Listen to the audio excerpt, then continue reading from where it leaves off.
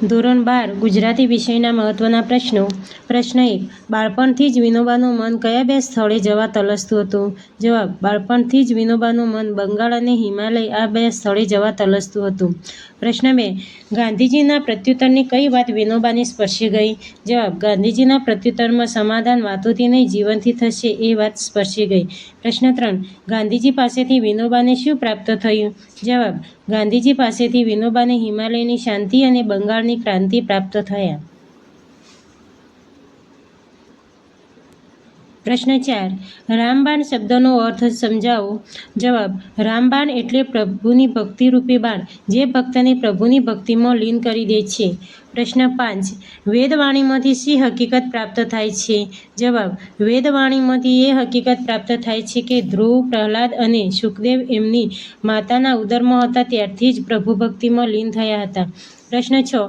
મયુરધ્વજ રાજાના હાથમાંથી કોણ કરવત તાણવાનો પ્રયત્ન કર્યો? જવાબ.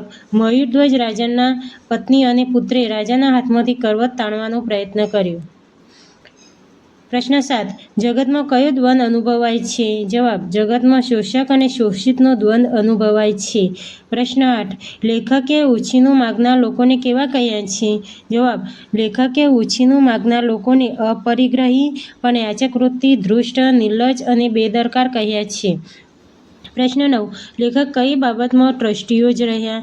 જવાબ. પડોશમાં રહ્યા ત્યાં સુધી લેખક પડોશી માટે દરેક ચીજવસ્તુઓ લાવી તેને સાચવનાર ટ્રસ્ટીઓ જ રહ્યા. પ્રશ્ન 10. ઉછીનું માગનાર શી જવાબદારી આપે છે? જવાબ. ઉછીનું માગનાર કોઈ વસ્તુ તૂટી જાય તો ઉછીનું આપનારની સાથે જઈ તેમને સારો અને સસ્તો માલ આપવાની જવાબદારી આપે છે. પ્રશ્ન 11. ઉછીનું માગનારમાં કયો ગુણ હોતો નથી? જવાબ. ઉછીનું માગનારમાં કઈ વસ્તુ મગાય અને કઈ વસ્તુ ન મગાય એનો વિવેક હોતો નથી. પ્રશ્ન 12. લેખકની દ્રષ્ટિએ કોની નજર ગીધ જેવી હોય છે? જવાબ. લેખકની દ્રષ્ટિએ ઉછીનું માગનારની નજર ગીધ જેવી હોય છે.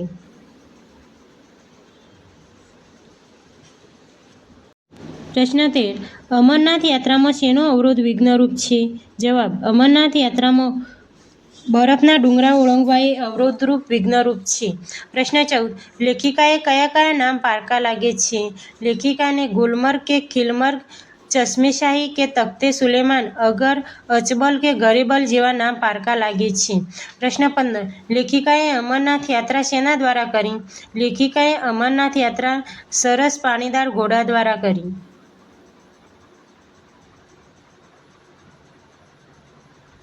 પ્રશ્ન 16. નાયિકા કોને સંદેશો મોકલવા ઝંખે છે? જવાબ. નાયિકા તેના દાદાને સંદેશો મોકલવા ઝંખે છે. પ્રશ્ન 17. નાયિકા દાદાને શો સંદેશો મોકલે છે? જવાબ. નાયિકા દાદાને પોતાને માથે દુઃખ આવી પડ્યા છે એ સંદેશ મોકલે છે. પ્રશ્ન 18.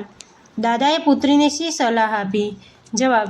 દાદાએ દીકરીને સાસરીમાં સુખ તો સૌ ભોગવે છે પણ જે દુઃખ સહન કરે તે જ ખાનદાન કહેવાય એવી સલાહ આપી.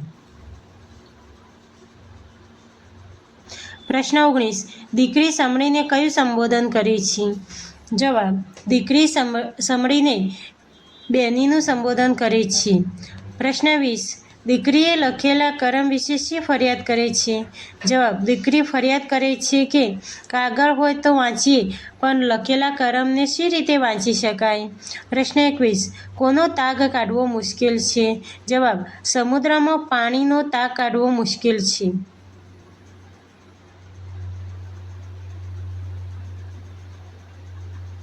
પ્રશ્ન 22. વનની વિટંબણાઓ શાના કરતાં સારી હતી? જવાબ. વનની વિટંબણાઓ ભીષણ હત્યાકાંડ પછીની સમૃદ્ધિ કરતાં સારી હતી.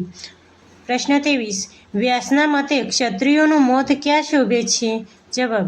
વ્યાસના મતે ક્ષત્રિયોનું મોત સમરાંગણમાં જ શોભે છે. પ્રશ્ન 24. અંતે યુધિષ્ઠિર બેભાન શા માટે થઈ જાય છે? જવાબ. યુધિષ્ઠિર પશ્ચાતાપને કારણે અત્યંત ભાવાવેશમાં આવતા અંતે બેભાન થઈ જાય છે.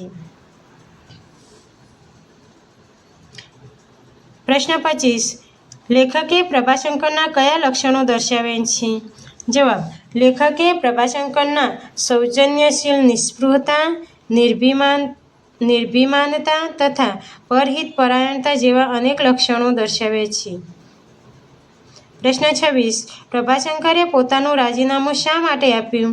જવાબ: મહારાજા બાવશીજીએ એક વરિષ્ઠ અમલદારનું રાજીનામું લઈ એ પત્ર ઉપર સેક્રેટરીએ પ્રભાશંકરને મંજૂરીનો હુકમ લખવા આજ્ઞા કરી, તેથી પ્રભાશંકરે પોતે રાજીનામું આપ્યું.